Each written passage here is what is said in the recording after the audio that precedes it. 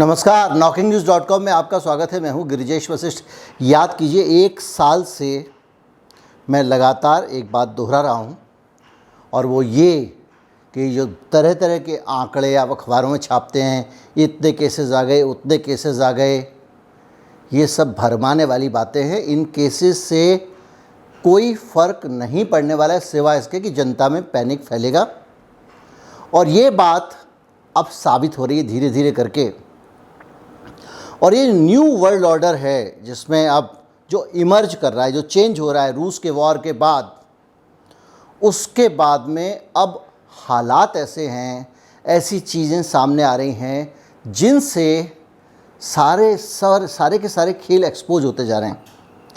America परेशान है, चाहता है कि एक नए तरीके से कोरोना वायरस की महामारी पर सोच रखा जाए, एक नए तरीके से उसको देखा जाए। चीन परंपरागत तरीके से खेल कर अमेरिका के साथ खेल रहा है और ख़ुद अमेरिका के 2 बड़े अधिकारी इसको लेकर आमने सामने हैं। क्या चल रहा है?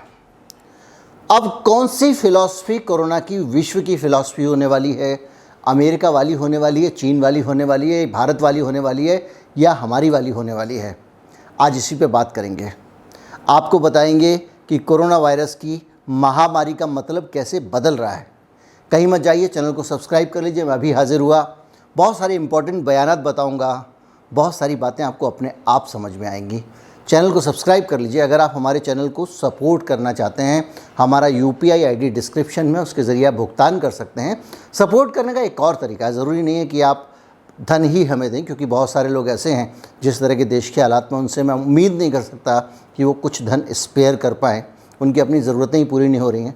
ऐसे लोग अपने दोस्तों तक साझा करें, कुछ ग्रुप्स में डाल दें वीडियोस, उसके ज़रिए भी हमको काफ़ी मदद मिल सकती है। मैं अभी हाजिर हुआ।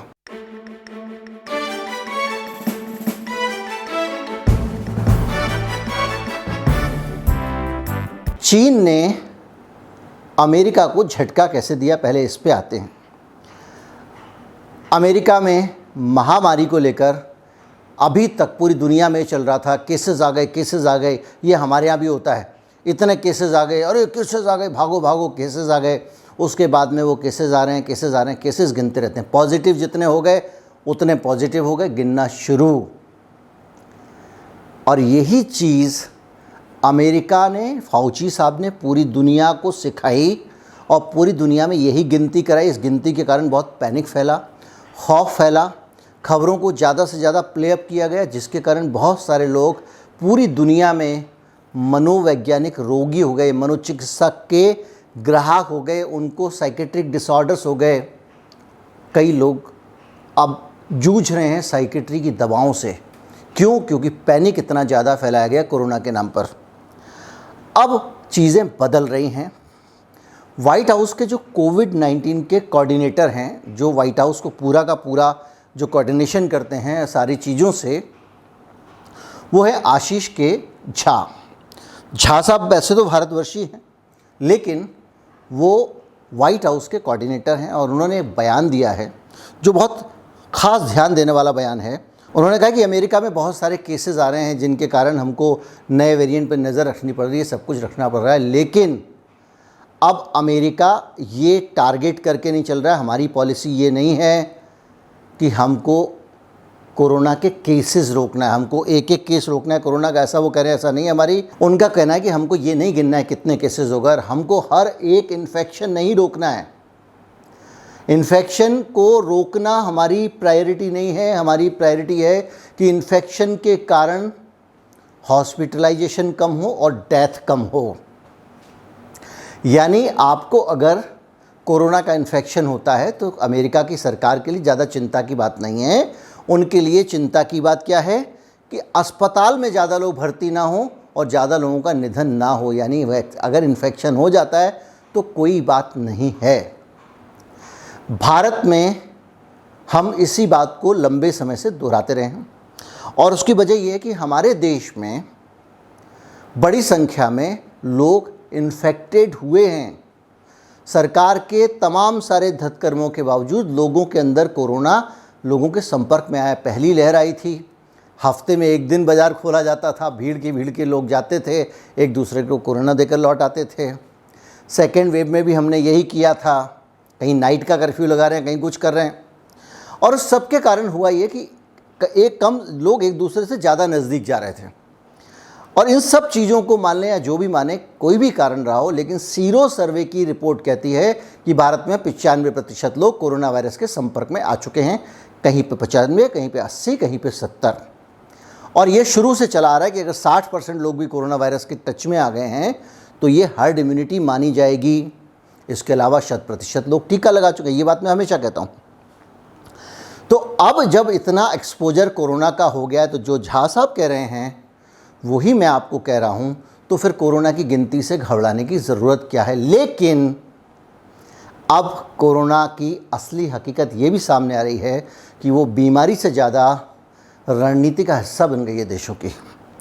जब से रूस का युद्ध हुआ है, हम लोगों के दिमाग बहुत खुले हैं और हमको ये समझ में आने लग गया है कि असल मुद्दा नहीं होता, कभी कभी उसके पीछे की कहानियाँ कुछ और होती हैं। और लोगों का मकसद बीमारी से लड़ने से ज़्यादा अपनी रणनीतिक विजय होता है। और ये जीत हार ही किसी देश के लिए बड़ी चीज़ होती है, मानवता छोटी चीज़ होती है। ये भी हमने रूस यूक्रेन में देख लिया। अब जैसे जैसे अमेरिका कह रहा है, तो इसके पीछे भी वजह है। अमेरिका अगर कह रहा है कि नहीं अब हम केसेस नहीं गिनेंगे, यानी वो ये आपको कहना चाह रहा है कि हम अब ज़्यादा ध्यान इस पे देना चाहते हैं कि गतिविधियां चलती रहें। जब तक लोग अस्पताल में ज़्यादा भर्ती ना हों, आईसीयू में भर्ती ना हों, वेंटिलेटर पे ना जाएं, तब तक ये बाज़ार बंद करने की ज़रूरत नहीं पड़नी चाहिए, क्योंकि इन्फेक्शन जितने आते रहें कोई फ़र्क नहीं पड़ेगा। यानी अमेरिका को अपनी आर्थिक गतिविधियों की चिंता है। अमेरिका को आर्थिक गतिविधियों की चिंता क्यों है? इसलिए है कि कोरोना का जो प्रबंधन अमेरिका ने इंट्रोड्यूस किया, उसको पूरी दुनिया में जब लागू किया गया, तो उसको पूरी दुनिया में लागू करने से पूरी दुनिया में बहुत सारे आर्थिक संकट खड़े हुए। अमेरिका ने संकट तो खड़े हुए, लेकिन अपने यहाँ के लोगों को सपोर्ट देना शुरू कर दिया, उनको बहुत सारे पैसे देने शुरू कर दिए, जिसके कारण वहाँ महंगाई बढ़ गई। कोरोना के कारण पूरी सप्लाई चेन डिसरप्ट हो गई। सप्लाई चेन का मतलब ये होता है, मान लीजिए गेहूँ ही है, किसान है, किसान से मंडी जाएगा, मंडी से होलसेलर के पास जाएगा, होलसेलर से रिटेल के पास आएगा, रिटेलर से हमारे पास आएगा। इस बीच में अगर होलसेलर ठप हो गया, होलसेलर वाले इलाके में अगर कर्फ्यू लग गया तो भी सामान नहीं आ पाएगा, मंडी बंद हो गई तो भी नहीं आ पाएगा, अगर किसान के वहाँ पे अगर ट्रांसपोर्ट में दिक्कत है तो भी नहीं आ पाएगा। तो ये तो छोटा मैंने किसान का उदाहरण दिया, लेकिन जब चीन से सामान अमेरिका जाना हो तो रास्ते में कई तरह की हर्डल्स आ सकती हैं, एयरपोर्ट्स पे आ सकती हैं, बहुत सारी चीज़ें आ सकती हैं। तो वो कोरोना के लॉकडाउन के कारण ये पूरा का पूरा जो सप्लाई चेन थी वो गड़बड़ा गई। तो माल पहुंच नहीं पा रहा है। खबर पढ़ते होंगे यूरोप में मॉल में ये चीज़ नहीं है, वो चीज़ नहीं है, आधे शेल्फ खाली पड़े हुए हैं, माल ही नहीं है, और महंगाई आसमान छू रही है। अमेरिका को तो 6 महीने होने जा रहे हैं महंगाई झेलते हुए। अमेरिका चाहता है अब चीज़ें थोड़ी मैनेज हो जाएं, लेकिन चीन अमेरिका के पुराने फार्मूले पे अमल कर रहा है। वो ये नहीं कह रहा है हॉस्पिटलाइजेशन ज़्यादा हो जाए या सीरियस इलनेस हो जाए या किसी की डेथ हो जाए, उसी की चिंता करने का ना, मुझे एक भी केस नहीं बढ़ने देना है, एक भी केस नहीं बढ़ने देना है। सबको घर में बंद कर दिया और इस पूरी दुनिया की फैक्ट्री बंद कर दी। फैक्ट्री मतलब जो चाइना का पोर्ट का शहर है जहाँ से पूरी दुनिया को जाता है, वहाँ लॉकडाउन। जो पूरा का पूरा इलेक्ट्रॉनिक चिप वाला मार्केट है, वहाँ लॉकडाउन। चाइना की जो फाइनेंशियल कैपिटल है, वहाँ लॉकडाउन। सब जगह लॉकडाउन कर दिया। यानी बाज़ार बंद, शहर बंद, ले लो अमेरिका सामान। वो वहाँ से अमेरिका को नुकसान पहुँचा रहा है, बार बार लॉकडाउन लगा के और बार बार लोगों को घर में बंद करके। एक तरफ कहानी ये है, दूसरी तरफ अमेरिका तड़प रहा है कि भैया अब बहुत हो गया, बाज़ार बंद नहीं होना चाहिए, लोग मरेंगे तब देखा जाएगा, लोग आईसीयू में आएंगे तब देखा जाएगा, अब ठीक है हमारे लिए। इस बीच में फाउची बब्बा, फाउची कक्का, जो भी आप कहें, उनकी आत्मा शांत नहीं हो रही है। फाउची साहब कह रहे हैं कि नहीं साहब, बहुत सारे केसेस ऐसे आ रहे हैं अमेरिका में जो रिपोर्ट नहीं हो रहे हैं। केसेस तो बहुत आ रहे हैं, पता नहीं चल रहा है, लोग बताते नहीं है, सेंट्रलाइज रिपोर्टिंग नहीं हो रही। अभी परसों एक इंटरव्यू में PBS शायद वो चैनल है जिसमें एक प्रोग्राम में फाउची साहब ने ये कहा कि मेरे परिचित बहुत सारे लोगों इनकी रिपोर्टिंग नहीं हुई। तो भाई विद्वान लोगों, अगर रिपोर्टिंग नहीं हो रही है, उसके बावजूद अस्पताल खाली हैं, उसके बावजूद अगर आईसीयू में लोग नहीं हैं, उसके बावजूद अगर डेथ नहीं हो रही है, इसका मतलब बहुत सारे केसेस होने के बावजूद इतने से लोग बीमार हो रहे हैं। इसका मतलब यह हुआ कि फाउची साहब, जो रिपोर्टिंग हो रही है उससे कई गुना ज़्यादा लोग इन्फेक्ट हो रहे हैं लेकिन बीमार नहीं हो रहे हैं सीरियसली। यानी मनुष्य सुरक्षित है, मानवता सुरक्षित है। लेकिन कक्का साहब कह रहे हैं नहीं जी, अभी पेंडेमिक चला गया है अमेरिका से, लेकिन इसका मतलब ये नहीं कि वो चला गया है, केसेस आते रहेंगे। आत्मा कहीं और टी में अटकी हुई है उनकी, कब जाके वो के शुरू करेंगे। और अब आपके सामने एक पिक्चर क्लियर हो गई है कि महामारी से अब डरना नहीं है, कोई कितना भी डराए। अब ये मारक महामारी नहीं रही है, चाहे अमेरिका का केस ले लें आप, चाहे भारत का केस ले लें। केसेस के अनुपात में सीरियस इलनेस कम हुई है। उसकी वजह हर्ड इम्यूनिटी है। बड़ी संख्या में सीरो सर्वे में लोगों के अंदर एंटीबॉडीज़ पाई गई हैं, यानी सबके शरीर के अंदर रोग प्रतिरोधक क्षमता है। जो लोग अस्पताल में भर्ती हो रहे हैं उनमें भी कोमॉर्बिडिटी वाले बहुत ज़्यादा हैं। और जो लोग अस्पताल में भर्ती हो रहे हैं, जो लोग बीमार हो रहे हैं, सीरियसली इल हो रहे हैं, उनकी संख्या पॉजिटिव केसेस के अनुपात में बहुत कम है। यानी अधिकांश से भी अधिकांश लोगों का शरीर स्वयं ही कोरोना वायरस से लड़ ले रहा है, वो उसके लिए सक्षम हो गया है।